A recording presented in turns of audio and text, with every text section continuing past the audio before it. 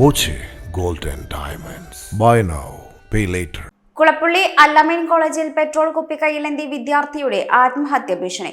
അവസാന വർഷ നിയമ വിദ്യാർത്ഥിനി ഹാജിറയാണ് വൈസ് പ്രിൻസിപ്പൽ ചേംബറിൽ ആത്മഹത്യ ഭീഷണി മുഴക്കിയത്. കോളേജിലെ ഹോസ്റ്റൽ ഫീസ് വർധനയുമായി ബന്ധപ്പെട്ട് സമരം ചെയ്ത വിദ്യാർത്ഥികളിൽ 4 പേരെ കോളേജ് സസ്പെൻഡ് ചെയ്തിരുന്നു.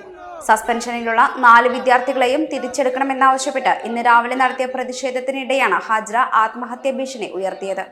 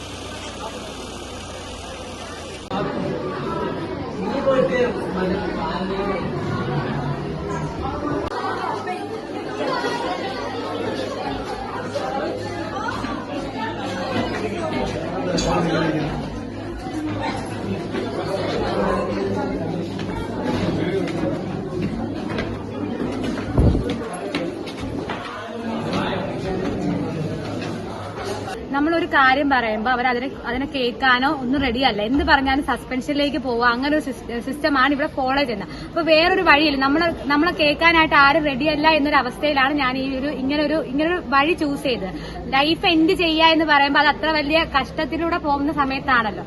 അപ്പൊ ഇവരാരും നമ്മളിപ്പോ ഒരു കാര്യം പറയാൻ പോയാലും ഇവരെല്ലാം പറയും ഞങ്ങൾക്ക് കേൾക്കണ്ട, നിങ്ങൾ ഇറങ്ങിപ്പോ, നിങ്ങൾ സസ്പെൻഡ് ആയ പിള്ളേരാണ്. സസ്പെൻഷനൊരു കാരണം പറഞ്ഞാൽ കാരണം പറയത്തില്ല. ഇവർ പറയും ഇവരെ വീഡിയോ ഉണ്ട്, ഓഡിയോ ഉണ്ട്.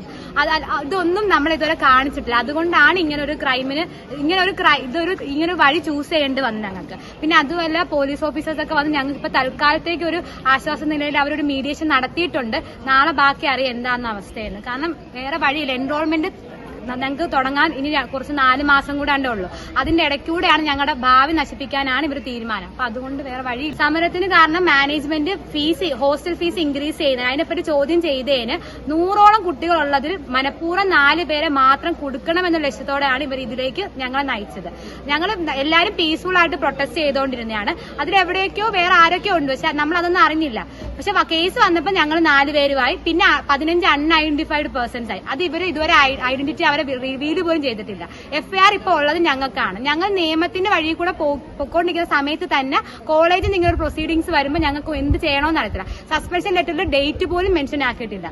അപ്പൊ അറ്റൻഡൻസിനൊക്കെ വിഷയം ഉണ്ടാവും. അപ്പൊ ഇവരതിനെപ്പറ്റി ഇതൊന്നും പറയുന്നില്ല. അതുകൊണ്ടാണ് ഇങ്ങനൊരു വഴി ചൂസ് ചെയ്യേണ്ട ഒരു ഇത് പറഞ്ഞത്.